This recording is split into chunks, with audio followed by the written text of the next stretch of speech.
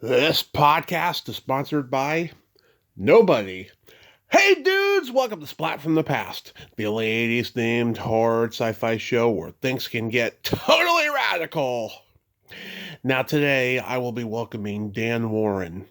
Dan is a voiceover artist, very prolific. He's done, over 200 anime and U.S. animation, animated shows, many of which I have never seen. But he did do a voice for the RoboTech movie in 1986. But I'm also having him on here primarily because he played the sleazy record producer boyfriend of Eileen Davidson in the 1981 very obscure but very funny teen sex comedy cult classic Going All the Way, celebrating its 45th anniversary. And he's done a lot of on camera work. That a lot of podcasters don't bring up to him. I've noticed he was in he was in Beastmaster 2. He guest starred on everything from Simon Simon to Too Close for Comfort to the A Team to Renegade. He was in the horror cult classic The Granny. He was in Star Trek First Contact. A lot of great stuff, and it's going to be great to have him on today. And I've been looking forward to it. I hope everyone has a happy Mother's Day this weekend. If you still have the woman in your life who gave you life, hold on to her. Life's too short. It's long, but also too short. Love that amazing woman. Also, rest in peace, Ted Turner, the man behind CNN back in the day when CNN was CNN. He gave us Larry King and so many others. He also colorized classic old Hollywood films, for better or for worse. He owned the pre 1950 Warner Brothers catalog. He trailblazed a lot of ground. So, yeah, here is my interview with Dan Woren.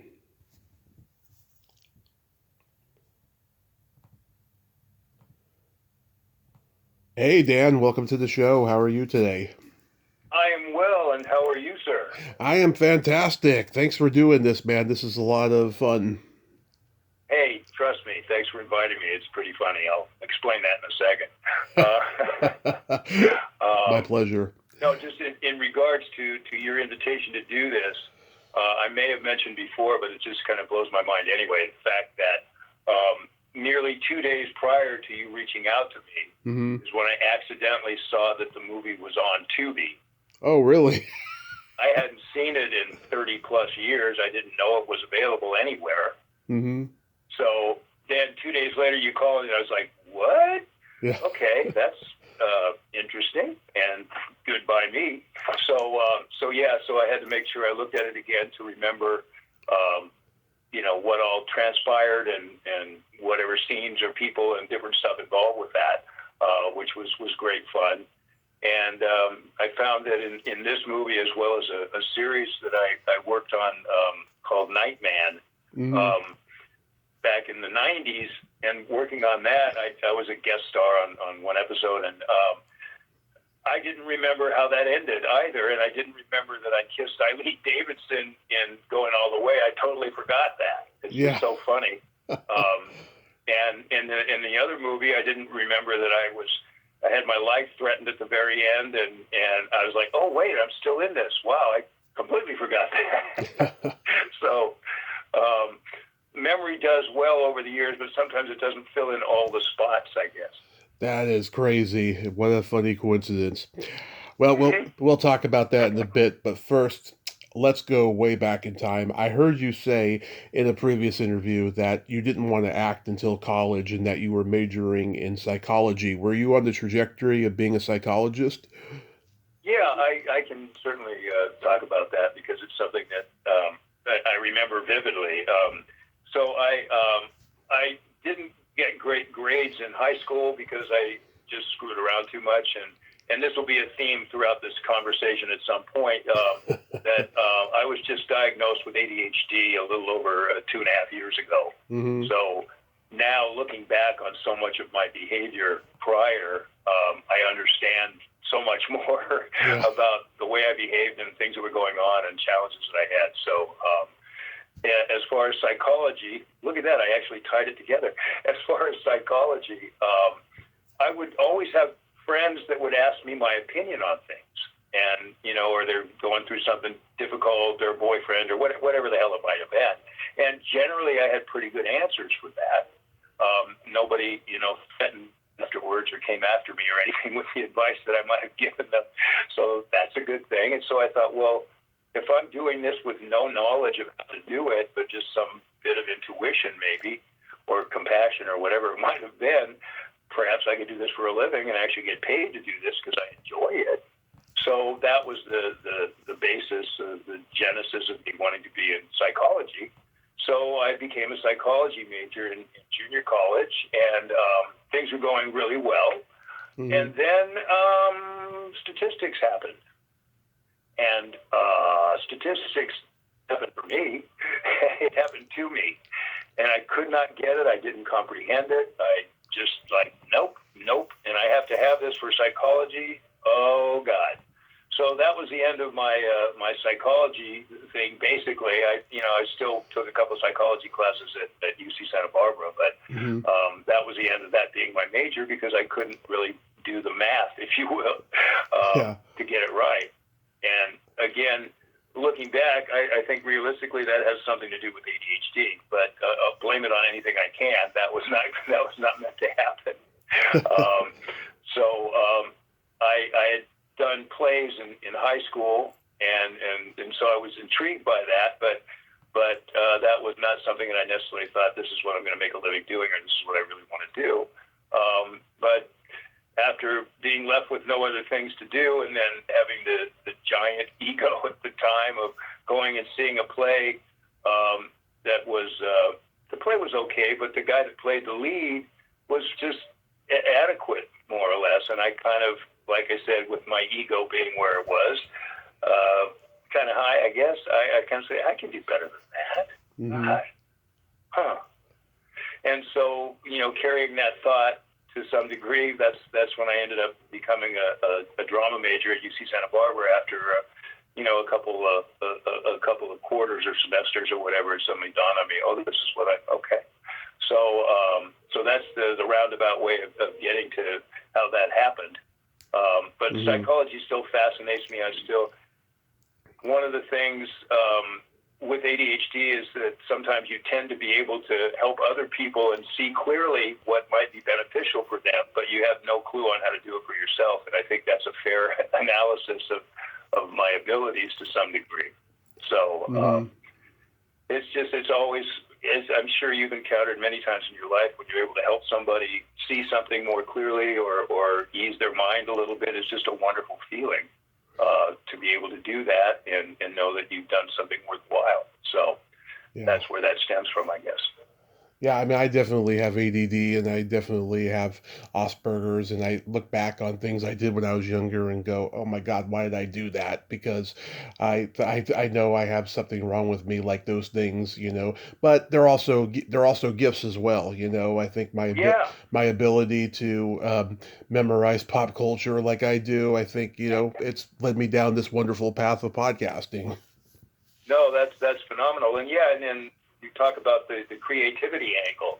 It's like lots of stuff comes to me, lots of really creative things, and the ability to see that and to recognize that is just such a gift. And so I'm very grateful for that. And again, I have this time in my life, I have such an opportunity because I have the great fortune of having a following for a lot of the voiceover for the anime, video games, also audiobooks, mm-hmm. that I am currently and have been for a couple of years. I'm making appearances at different conventions and stores and just any number of places throughout the world, and being able to interact with the fans, but also based on the ADHD stuff, it also is my opportunity every single time to wear something that's humorous related to ADHD, whether it's a hoodie that says ADHD Late Diagnosis Club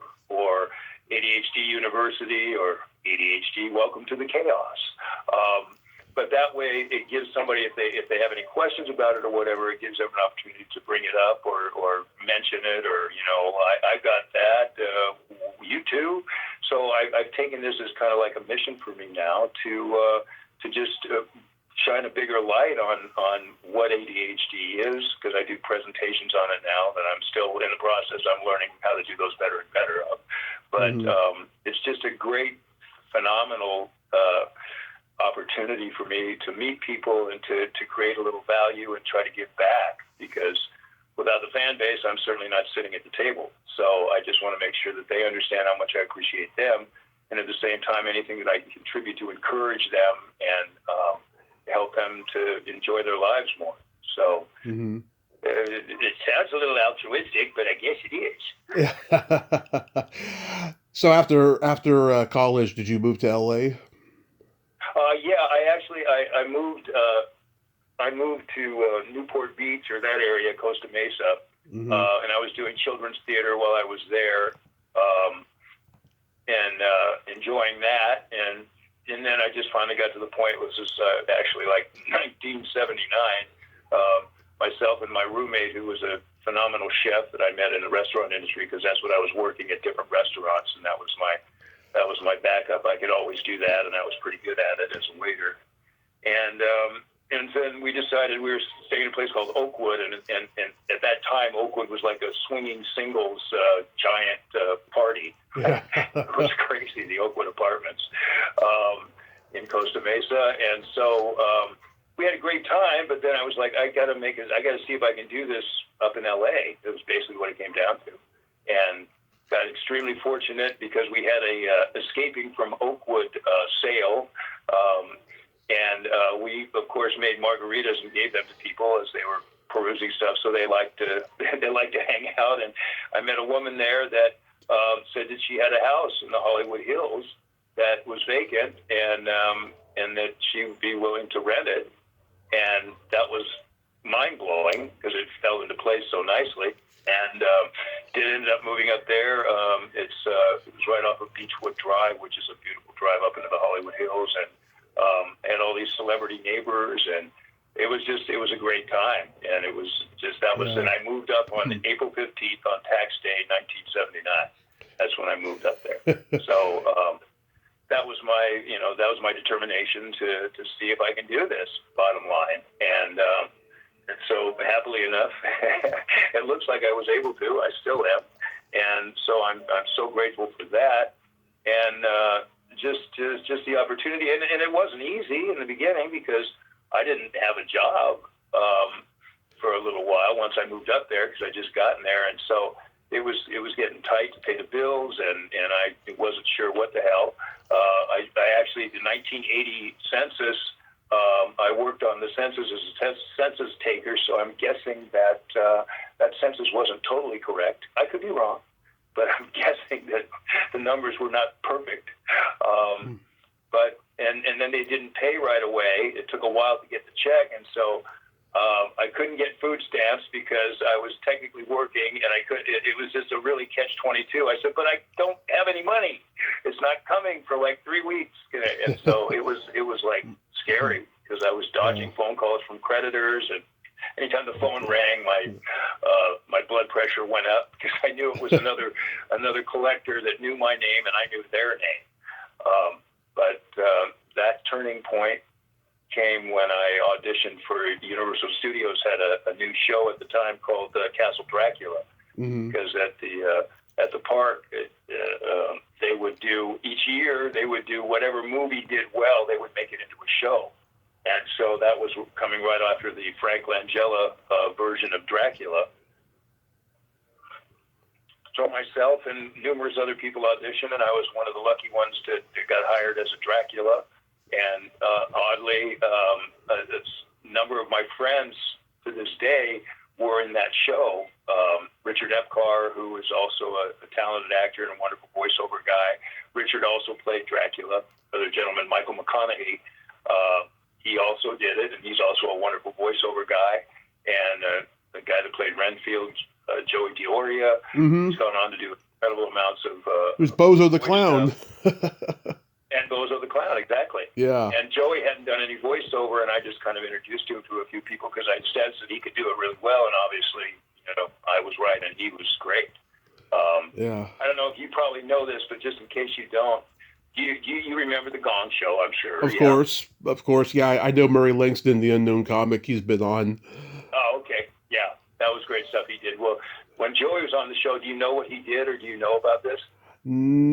I don't recall. I do know he was on the Tonight Show with Johnny Carson around that time doing silly stuff, but I'm imagining it's probably something along those lines, right? Well, he did. I think that the character was Dr. Flamo, I believe, or something to that direction. And he came out and he had candles that he did. Smoke gets in your eyes, but he just did it without the lyrics, but just going ah. And what he was doing was putting his hands over the candles with each one until finally at the end it goes ah. That was a great concept. And I think he won, and that's the first time I'd seen him, so I was kind of tripping when I saw him at the audition. I was like, wait, you're Dr. Flamo, right? So yeah, it still kind of blows my mind at how many people came out of that show and are still working and doing well. So that saved me because those were 4 shows a day, and I think $125, $150 a show, so it was good money at the time, for sure. Yeah, sounds like it. So did you get into on-camera and voiceover simultaneously, or did one come first? Well, I guess it kind of sort of simultaneously. One fed into the other. For example, there was and you may remember this, I'm not sure, there was a clothing store that was right before the Gap called Miller's Outpost. Okay, yeah. And Miller's Outpost had some very fun commercials. There were 2 cowboys and the announcer, and the cowboys would harass the announcer every time, and it was a lot of fun. And I ended up being cast as that announcer, so I did those for a couple years. And the reason I got into them somehow was that they needed somebody initially to dub the voices of some of the models that were being utilized because they looked great, but they shouldn't be talking because they were not good actors. So that was my in as far as just doing voice for them, and then it just got expanded to being the on-camera spokesperson. So at the same time, I actually in college I started doing a little bit of voiceover just because one of my friends was doing a term paper and wanted to do some of it as a voiceover on Herman Hesse, as I recall. So, psychology again. Or psychiatry, whatever he ended up doing, at least philosophy. So so that's what transpired with that and has continued. And then from there it was just one thing after another would come up, and at times I was more of an on-camera actor that added a little extra cash with voiceover, and then the other way around. And I've done a lot of theater over the years, and I love doing it. COVID screwed me up on that, so I've done a couple stage readings, but I haven't done a full-on play since COVID fun times. So I'm still looking for something to do in that regard because it keeps your talent sharp, and it's just such a you can't touch that experience. As far as live on stage, and you get instant feedback, and that's awesome. So I must admit, that's kind of. Feel free to jump in any questions, and I will do my best. Otherwise, I'll just ramble and go about 27 different directions almost at once. I must admit, I've never seen any of the anime or animation stuff, except I did see RoboTech the movie when I was a kid. My brother and I were really into the Hasbro stuff. Anything stand out about that? It was a canon movie, right? Yeah, as far as RoboTech, that was an opportunity to work with Carl Masek, and Carl was just a very innovative, incredibly devoted guy that loved a couple different series, and he ended up combining them together for the American audience. And so that's where the series RoboTech came in, and so I was cast as Roy Fokker on that, and he's the tragic hero, I guess you might say, because he died shortly into the series, but it was such an iconic character that I have a fan base of RoboTech people that just, since they were kids or whatever, and told their children about it, and it's just because the character was such a was such a good person. He was real, and he just had the way the dialogue was, and what I was able to do with it. It made him someone that appealed to people. I've had a number of people over all these years that have told me that series and my character is why they joined the service, which Nice. blows my mind, and always did. Because it's like, wow, and you forget that you have the capacity to influence people sometimes, and I just had never thought of that until they started telling me. I was like, wow, well, that was just such a testimony to the writing and the direction and my ability to bring what I did to the character. So that was also, there was a movie made, and there was a lot of episodes. But my death, that was the thing about the series that was different, was it did things that were uncommon, and having a hero die out of nowhere, that normally didn't happen in anime, because nobody really died. You didn't kill people. And so that happened, and everybody was just heartbroken. So many people told me they cried, men and women, when they saw that. I was like, wow. So it transcends all these years, because it had a huge impact on people, not just for me, but just the show itself. So that was kind of the beginning for me. I did a couple things prior to that. I'm sure you must have seen the anime Dog Tanyan and the Three Musketeers. You must. No. Right? No, my best friend, who's no longer with us, sadly, he was an anime freak. Like, if he was alive right now, he'd probably be happy that I was talking to you, because he knew everything about anime. Yeah, well, this was a silly series, it's the Three Musketeers, but as dogs. And Cam Clark. I know Cam. Yeah, well, Cam played Dog Tanyan. So it goes way back. And then, I've had the fortune to do a number of commercials. I've worked on a huge amount of documentaries.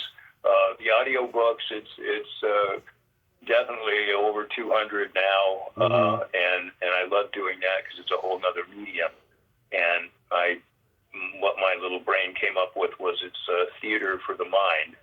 And so being able to do that and convey everything just with your voice, and I've gotten a number of awards, so I'm very fortunate there. So my career continues to be varied and go in different directions, and I'm just extremely delighted and grateful that that's the case. Another goal that's going to happen, but we're still in the process, but I'm going to be putting a con together with one of my closest friends in Texas, that is going to be directed more specifically to people with neurodivergent lives. And it's I guarantee it's going to be great. I'm so excited about it. My goal is that each time we do it, to get one A-list celebrity to come and talk about their experience with ADHD. Nice. And then the first one we do, I really truly intend to, and I'm going to do it. I'm saying it out loud. To get any of the guests that come, the other actors and people that are invited to be there, will all have ADHD. So it will be an opportunity for the fan base to come and meet people that they appreciate their work, but also that they relate to on a personal level, because they're dealing with the same thing, or they're curious about it. I just think it's going to be a really great thing, and I'm anticipating many, many wonderful years of doing that, but we're still in the process right now. That's beautiful. I hope that's a great turnout for you, seriously, because, it's something that needs to be explored a lot more, I feel.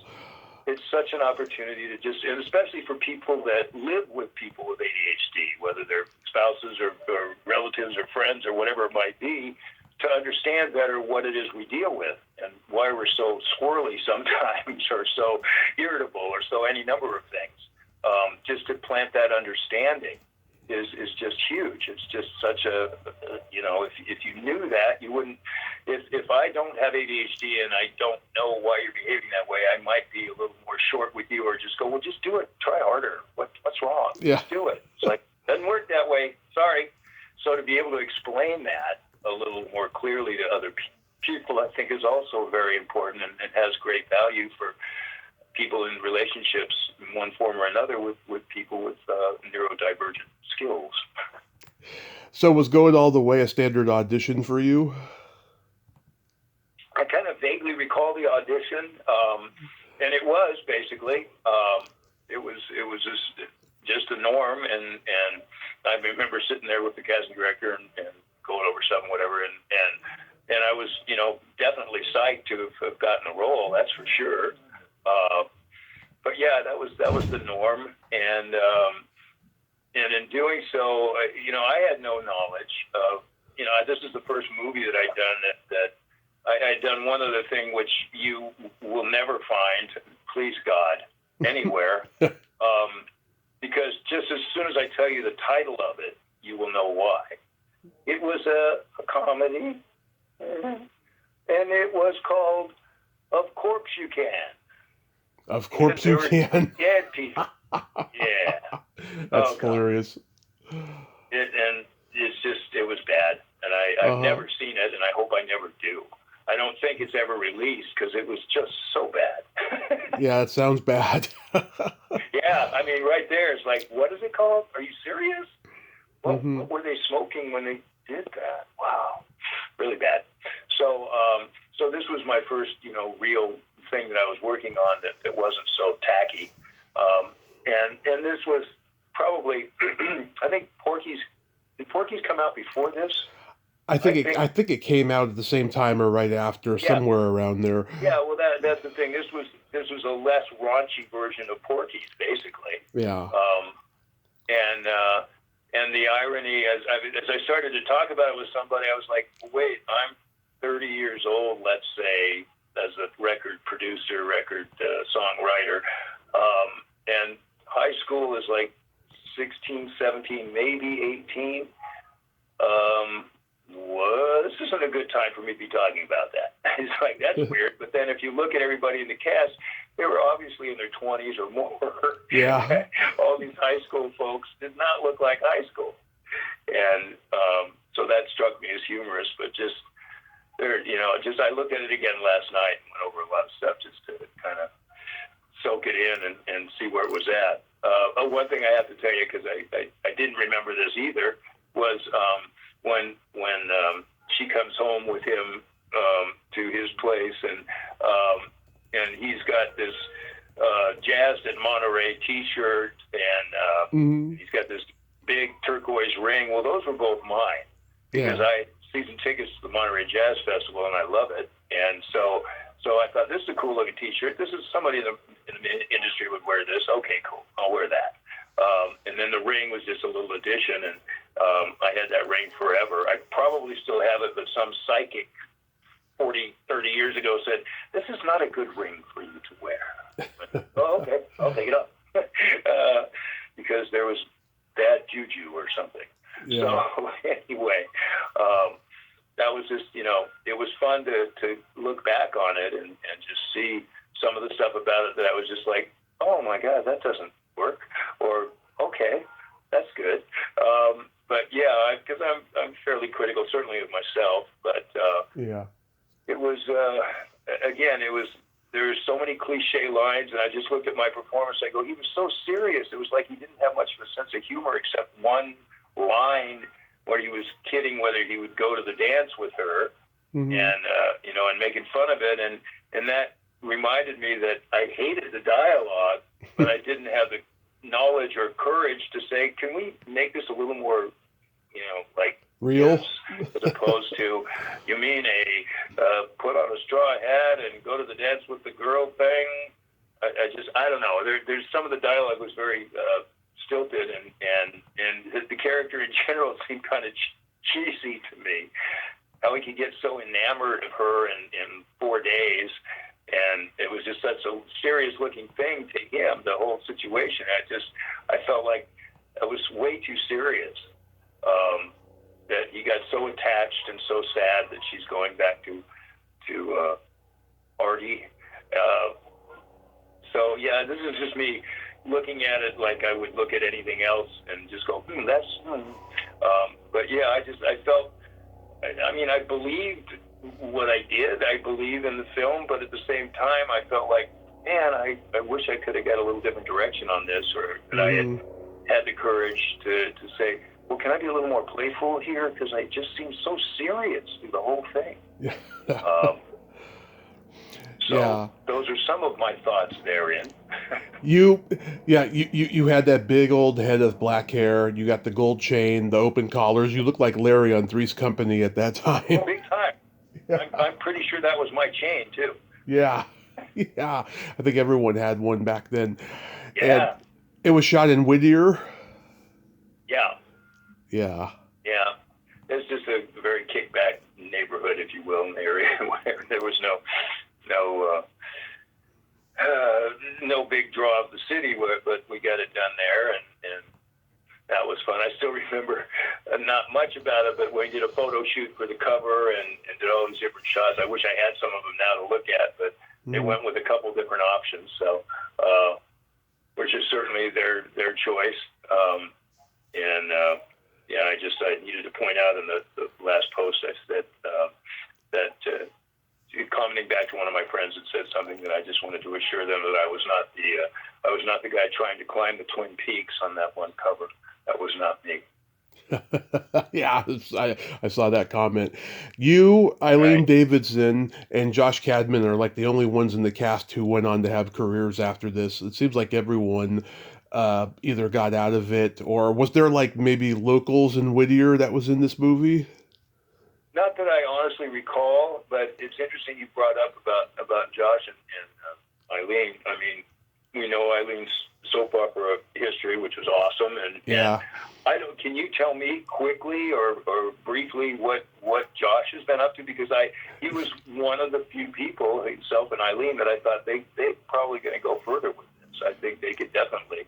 And I was been surprised over the years that I didn't see him in anything or anywhere, because he reminded me of like a precursor to Seth Rogen as far as his the delivery and the sarcasm and the just deadpan some of it.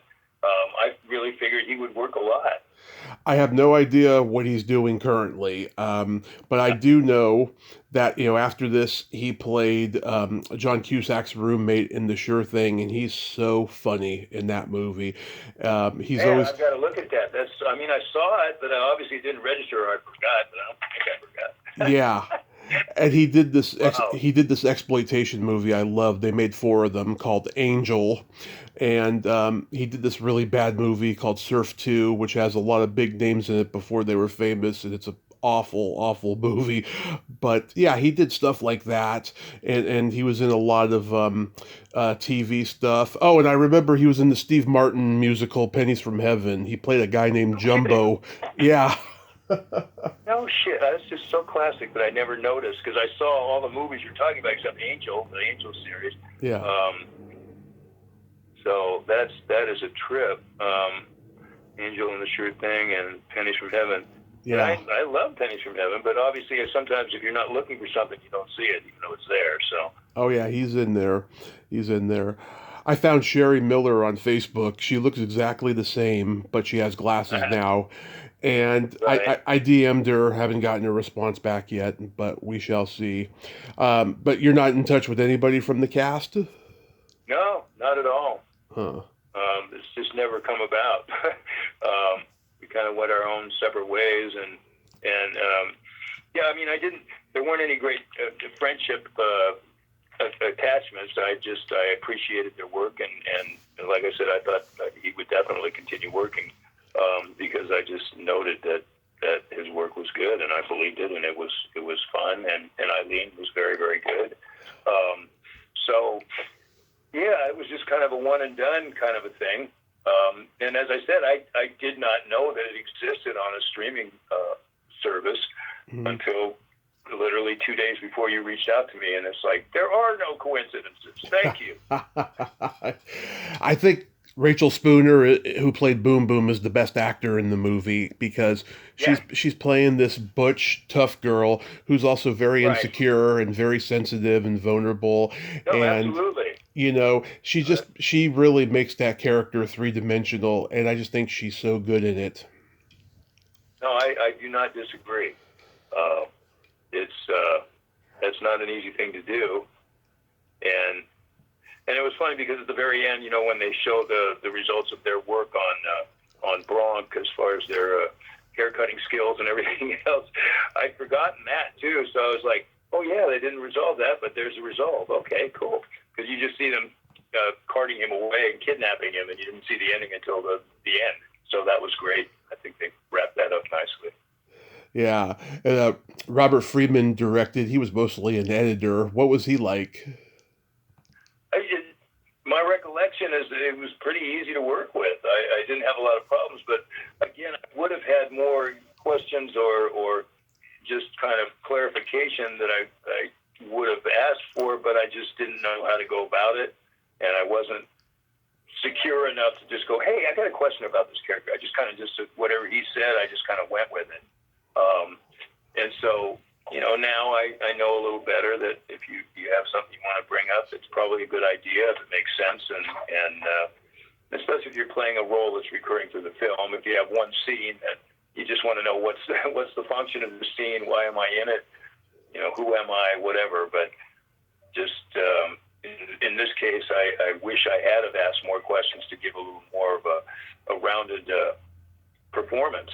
Mm-hmm. But again, I'm not unhappy with it. I just observed that I would have done differently if I had the opportunity. I know, and your character ends up, kissing that girl in the blue outfit at the dance after Eileen and what's his name, run off with each other. Right. Yeah. Yeah, I'm a lucky guy.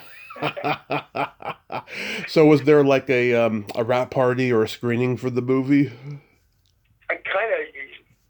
I'm pretty sure there was a screening for it. It's just kind of like going on the outer recesses of what I remember in that regard. I'm pretty sure there was, but there was nothing that occurred that obviously jumped out at me if indeed I would have attended it. So yeah. I don't have any real recollection of that.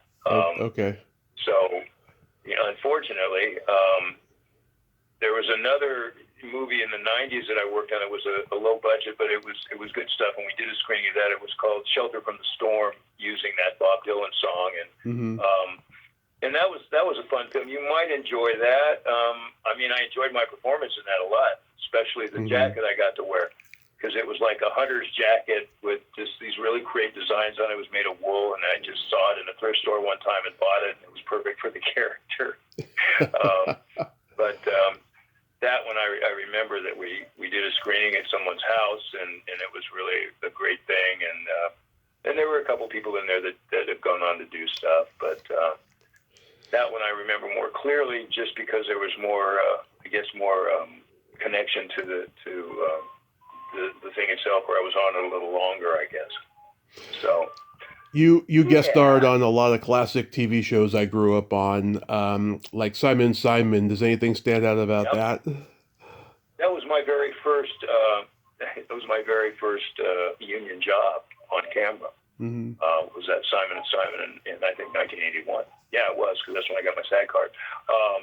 And the fun part was I met Mary, who was playing. The woman that I do the scene with, the mother of Simon & Simon. And later on, I came to find out that she was another voiceover person's mom in real life, and I had no idea. And I was like, and we ran into each other and talked about that. I said, you were the first person I ever worked with as a SAG actor. And she was, oh, that's wonderful. So that's a great experience for me, because I got to do that, and I didn't screw it up,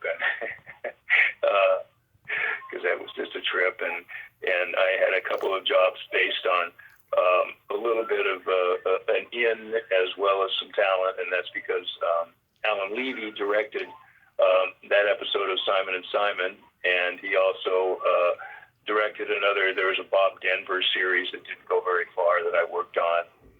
But he brought me on like 3 different things, and that was awesome. So really appreciated that. And I was dating his girlfriend. Excuse me, let's try again. I was dating his daughter. Let's try again. Yeah. So yeah, that was the beginning there, and it was a wonderful experience. And again, talking about things that are streamable, I worked on this show called Nightman. I don't know if you ever saw any of them. They're in the 90s, and he was a superhero kind of a thing. And yeah, I I'm trying to ponder that one. I don't know if I saw it. Yeah, but it's out there, and you can look at the episodes, and so I found my episode again about a month and a half ago. I was like, wait, that's Nightman. Oh, and I could look at it, and the irony is that when I worked on it, I had a number of scenes with a really talented actor who's right this second, I can't think of his name, but I hope it comes to me. And for whatever reason, that day I was having just a magnificently difficult time remembering my lines, and it was driving me nuts. And I was like, this is not what, and there was a lot of action going on. I did a whole thing behind a green screen with all this activity that I was supposed to be directing, more or less, and just some rapid lines that needed to be delivered while walking and jumping into a Jeep. And I was just screwing up left and right, and it was killing me. I was so embarrassed. Mm-hmm. And I figured I was going to be fired because it was just not good. But I got brought back for more, and it all worked out. And so I was still afraid to see what it looked like because I didn't really remember how it came out, but I just know how horrible I felt after that first day. I was just so embarrassed on so many levels because the guy playing the Colonel was just dead on, just like Tucker Smallwood, the actor. Mm-hmm. And he's been in a lot of stuff, and he directs as well, I believe. But yeah, I looked at it, and again, I forgot that I got threatened at the end of it and could have been killed at the end of it. I didn't remember that part. I remembered that one scene that made me crazy. I'd forgotten all the other stuff because I was so stressed about that scene where I was forgetting stuff. But on camera, it looked great. I went, oh shit, this works. Oh God, I feel better. Because I was, man, driving away that night, I felt like the worst. It's like, oh man, you get a shot to work with this guy, and but turned out okay. I saw the episode you did of Too Close for Comfort, where you're the paramedic, and like Ted Knight, he's been in bed all day, and they think he's dead because he's sleeping. So you guys put the mask on him, and then you're asking him, "What insurance plan do you have?" Do you have insurance? Yes. Yeah. And that was with Chris Creasa, who was a wonderful actor and is still working. Yeah. And I've known Chris ever since then, and he's close friends with another very good friend of mine named Rick Partlow, who did a number of soaps and has worked in so many different movies and all. And so it was always nice because we'd get together for dinner, a number of people for Rick's birthday, and Chris would be there, and Rick knew a lot of celebrities, and so it was kind of a trip. But yeah, that was the first time I'd ever met Chris, and I've worked on different things with him over the years. Yeah. So I definitely remember that. I'm friends with. Do you have insurance? Yeah, that was hilarious. I'm friends with Lydia Cornell. She tells me how difficult Ted was to work with, but she looks back at it as like a great experience overall. Yeah. I've had some really wonderful opportunities. I was on Carson a number of times for. Oh yeah. Kind of the Mighty Carson art players to some degree. I did a few things based on that. Is that where you met Teresa Ganzel? I think it is, actually. Yeah, she's a friend of mine, and you two were in the movie The Granny together. I know that. Right, exactly. And it cracks me up because Teresa was cast against type. She always plays like airheaded blondes, but here she's a white trash kind of a girl. Yeah, no, exactly. Yeah. That was so much fun. But on Carson, initially, I got a phone call from my commercial agent saying, Tonight Show wants to know if you're available to audition for a role because you do a good French accent. I went, yeah, when is it? Well, you have to go in there now and audition, and then if they want to utilize you, it'll be about 2 hours later. I was like, whoa. So before cell phones, I couldn't tell anyone I was on Carson because all I could do was make a phone call, and I didn't have time, more or less. And so I came in as Jacques Malraux,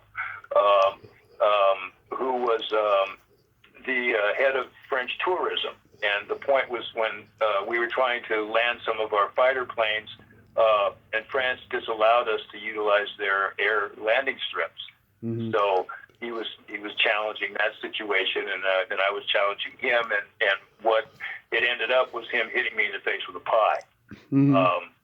And it ended well, and the audience loved it. But the thing that was really so special to me was after I walked off stage, the camera's still on him, of course, and he's just laughing, and then he just looks at the camera and goes, I got to tell you that was not Henri Monroe. That was Dan Woren. He's an actor. And so I was like, damn, he just plugged me. Thank you. And so I ended up having the connection to the casting director there, and so I worked on a few different, bogus commercials and things with the folks that were doing those. So that was my art player stuff to some degree, but that was just again, what are the odds? Yeah. That's just I've had a lot of really nice, fortunate things occur that it happened to work out in my time frame. So I'm looking for more of those, and they will continue. Yeah, I saw you in Casual Sex. I love that movie. That movie's funny. They cut a lot of what I did in that movie. Mm-hmm. And you're going to love why. Why? The director, who was the first movie she'd ever directed, that was Ivan Reitman's wife. Girlfriend. Yeah. Wife, but at the time I don't think they were married. And at the screening, Arnold Schwarzenegger sat in front of me with a cigar. Mm-hmm. I remember that because they were friends with Ivan. He was. But anyway, I was doing the scene that I was in, and she came up to me and told me that I was too funny. And I was taking away from the leads. And so I was like, oh, okay. And, what can I say? I just followed the directions, but I was just like, damn, you hired me because I'm funny. Why would you take that away? You've got these guys in the film the whole time. Give your supporting cast the opportunity to do what they do. That was my mindset, and to this day, I feel that should be that way. Because if I'm in my one scene taking away from the lead, then you may want to look into what your lead's doing. Just a theory. Yeah. And that was also the trip about seeing God, I can't even think of his name right this second. That's so pathetic. But who played the bad guy, Gone Good? Andrew Dice Clay. Yeah. Mm-hmm. Yeah, that Dice thing, that was such a turn from what he had been doing and everyone knew him for. I thought that would really open up a lot of stuff for him. Yeah.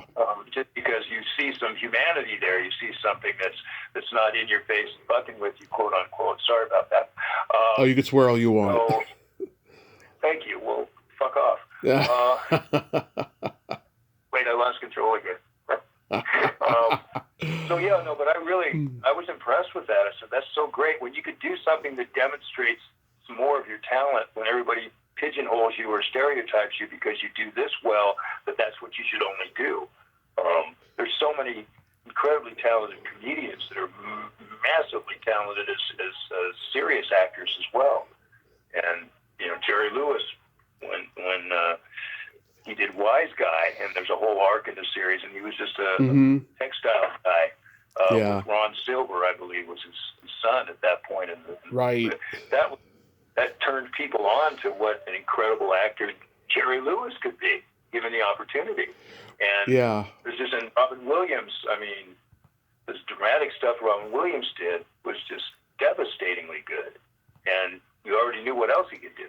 So that's always such a pleasure to get to do and not be typecast, to get a chance to do stuff that you're not normally thought of, but you're certainly capable of.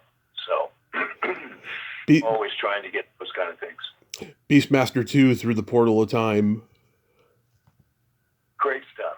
Yeah. Good time.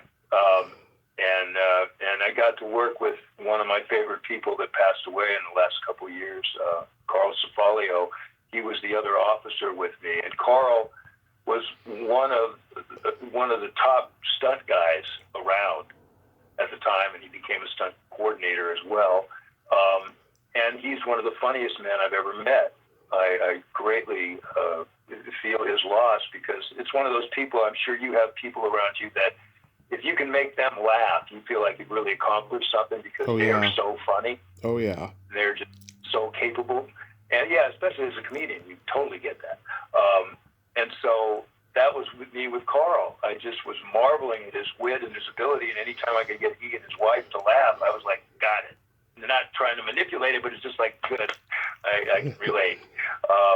So anyway, he played the other cop, and so we had some fun stuff, and I got a little tiny bit of stunt pay for a couple things, and it was a fun shoot. It was a horrible plane ride in because we had to take a little prop to get to where we were going in the borderline between I think Arizona and New Mexico, or it was a really out of the way site for the mountain, or for the stuff that was supposed to be back in time.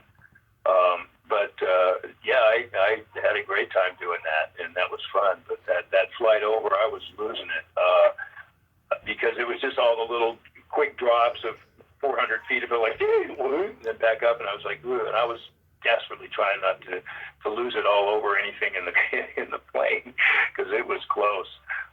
I'm a Buddhist, and I chant Nam Myoho Renge Kyo, and so I was literally doing that under my breath the whole flight down because I was just like, I don't want to throw up on anybody. Nam Myoho Renge Kyo, Nam Myoho Renge Kyo. Please don't throw up on anybody. Because it was rough. Little things you remember. But yeah, that was a lot of fun to do, and then that was one of the first things I'd seen in a theater. Again, I'd go sit in the back of a theater and just see the audience reaction, and also just to see how I did, basically, to go, are you liking this? Yeah, it's okay. Okay, good. It's not horrible. Good. Okay. Because I'm a tough critic for myself, but I also am allowed to compliment myself if I think something works well. I do have that permission. Yeah. I saw the episode of Renegade you did. You play a bartender named Tommy, and Yep. you worked with Kathleen Kinmont. I know her very well. She used to come on here once or twice a year. Oh, great. Anything stand out about working with her? Well, there was only like a quick scene with her, as I recall. So there, I mean, she was very dedicated in what she was doing, and it was good work. I believed her in that, and that was fun. What's the title of that one? Not the dude, but the episode. Yeah, the episode. It was called The Hound. The Hound, exactly. And the guy that played that character was very good. I haven't followed him further over the years, but I imagine he's worked a lot as well because he was very believable in the character and excellent casting. But yeah, that was because living in San Diego or living up here and still having connections to San Diego, that was why I ended up working on a number of things down there, I think, is just because of the proximity and the landscape. You're talking about Jeffrey Blake. Yeah, his career has gone on. Yeah. Yeah. Yeah, his work was just really, really good. I was like, yep, good casting, guys, because he's definitely coming off as a hound. Yeah. So yeah, there's been just a bunch of things I've bounced around and had the pleasure of working on. As you do a lot of research, obviously. Yeah. So how was the Star Trek First Contact experience? Oh, it was wonderful. I mean, just to know that I was part of something special. Not knowing what all that entailed, but just the excitement about being cast and they, when they were the final decisions were based on, I guess, personality and how you looked, and we had to go in and as though we were doing a modeling role or something. You went in and saw the producers and you had to do like a 360 so they could see your shape and whether they thought that would work with the costuming and everything else, I guess. And then we went down to meet Jonathan Frakes, those of us that were still in the running, and we were given one line to do. And of course, I screwed up the line and then just ad-libbed off of that because I was like, whatever the line was, I twisted it, tweaked it, whatever, and just went, okay, so that's not really what I meant to say. This is what I meant to say, or whatever I did. But obviously, it turned out okay. And the experience with the makeup, it was like 5 to 5.5 hours in and about 2+ hours to get out of that makeup every day. Wow. So we had usually a 3 a.m. call time to try to be on the set by 8. So it was pretty grueling stuff, but it was just so much fun to be a part of it.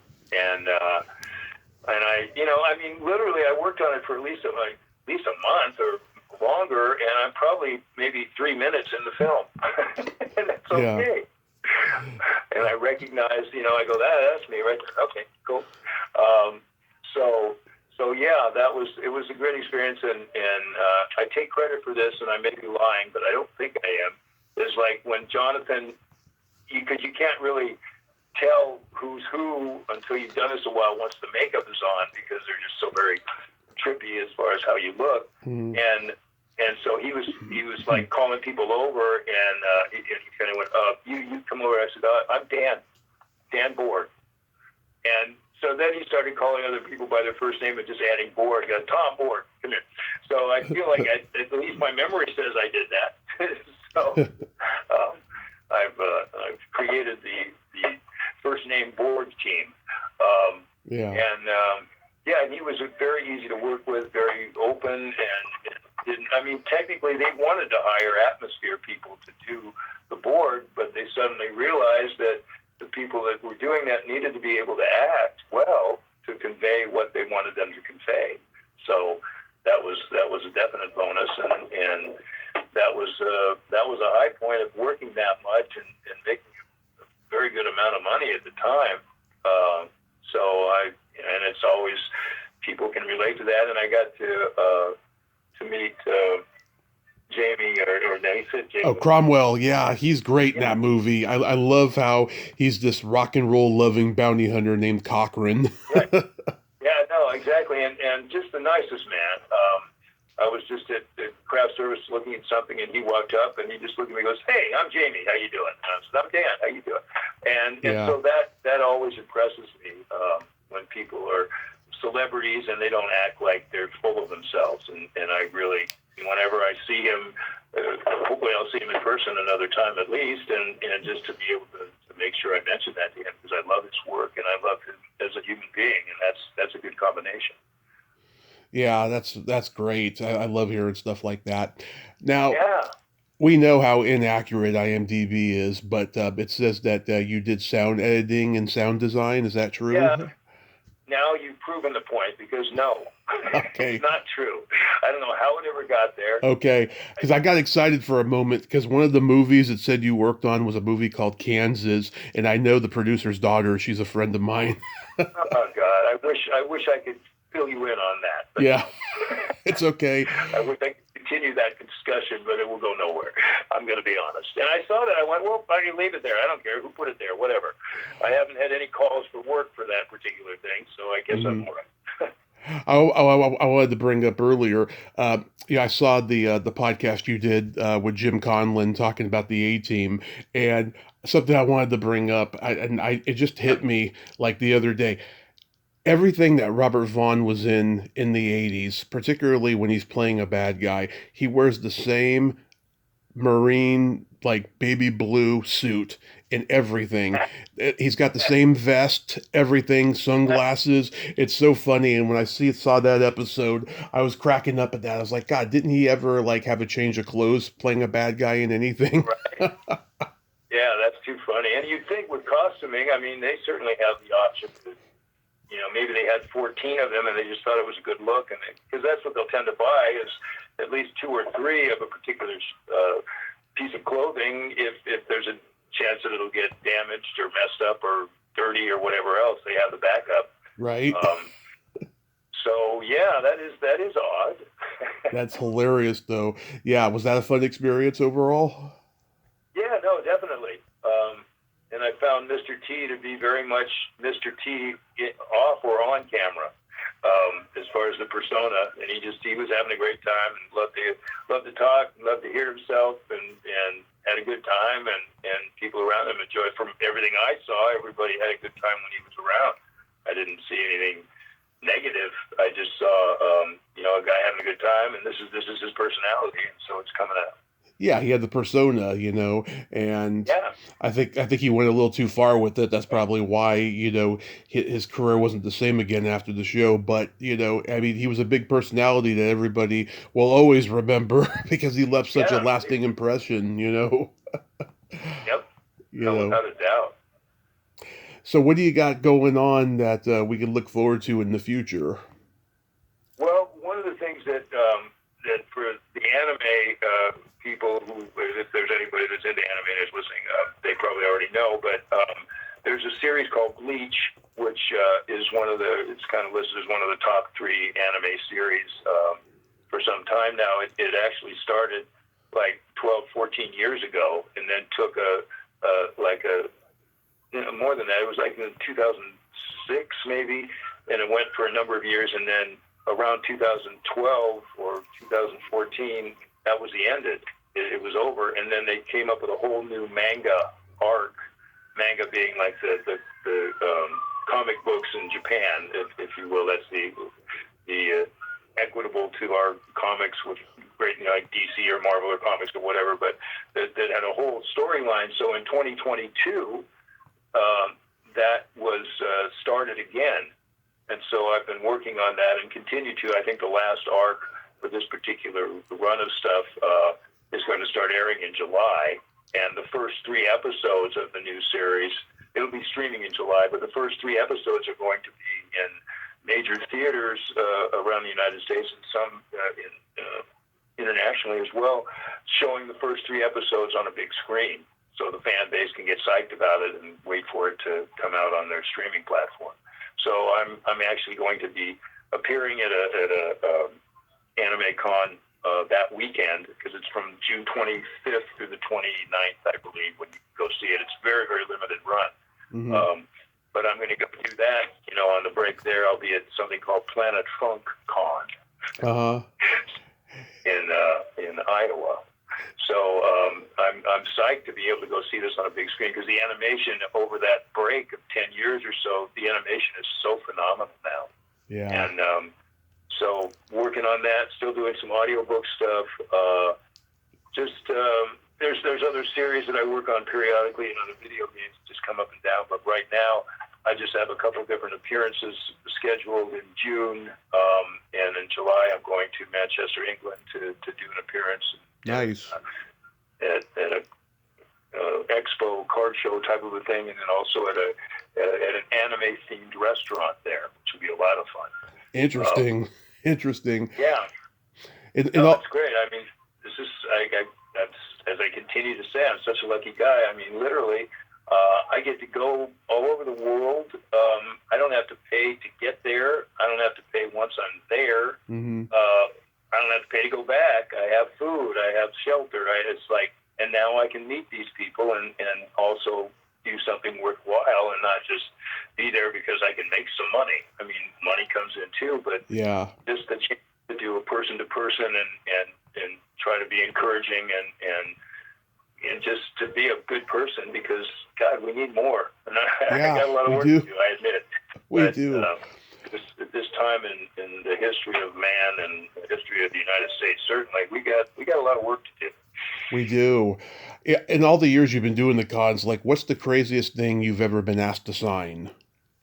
I guess it's not so crazy, but it's really hard. Is I've had a number of big, long katanas or swords to sign in their scabbard, and to try to do that so that it's legible and looks cool is not easy, because you have to find a way. You can't just write with your hand in the air and do it well, so you have to try to get something underneath your wrist to give you that support for a second, and have somebody hold it on one end and hold it on the other end and go, don't move, okay, so I don't want to screw this up. Yeah. So that's been challenging. And also there's some clothing that I've signed, and I really have to look into what's the best marker for that, because the clothing absorbs the ink so quickly. It's like, oh man, it's just not working. So that becomes a chore, and I need to look into exactly what's the best way, because I'm just starting to do more merchandise in that regard. But yeah, I think that it's, strangely enough, nobody's asked me to sign their head or anything. That's what I was going to say. Yeah, because I know a lot of horror people, and they get that all the time. Yeah, no, definitely, and I think think I was asked to sign someone's cast one time. Yeah, that's a popular one too. Yeah, but it's always, I mean, it's just such a refreshing and wonderful thing that I get to meet people that like me already just because of the work I've done, and I get to meet them and see who they are, and just to remind them how important they are to me and to all of us that do this, because without their approval, without their love, without their care about what we do as an actor, then we would never be sitting in front of any tables. So it's just their support is huge, and so that's my opportunity to make sure they know how important they are, and that's not I'm important. No, we're all important. You're very important. So I'm grateful for the opportunity to do that. I'm grateful that I'm able to figure that out and now take this, because now I have an opportunity to do something worthwhile the rest of my life. It's there for me. Right. It's like, this is a mission. Take it. Go with it. And with, so the ADHD has been a blessing for me to find out about it, and now to be able to continue to learn more and hopefully, impact people positively more and more in that realm. So that's my story, and I'm sticking to it. That is fabulous, Dan. Thank you so much for coming on today. Oh, my pleasure. Thank you very much, Tommy. It's great talking with you, and look forward to checking back on this later. Thank you. Bye-bye. Bye now. Well, there you have it. Dan Woren. Ain't he a cool dude? Oh, my God. I gotta say, for a guy who has ADHD, he is really, really smart, articulate, and has a great mind. And I enjoyed every moment of that conversation. Maybe someday I'll meet him in person at a con. Who knows? Who knows? Well, until next time, this is Tommy Throwback Kovac saying there's no shame in living in the past because the present sucks. Later, dudes. Happy Mother's Day, everybody.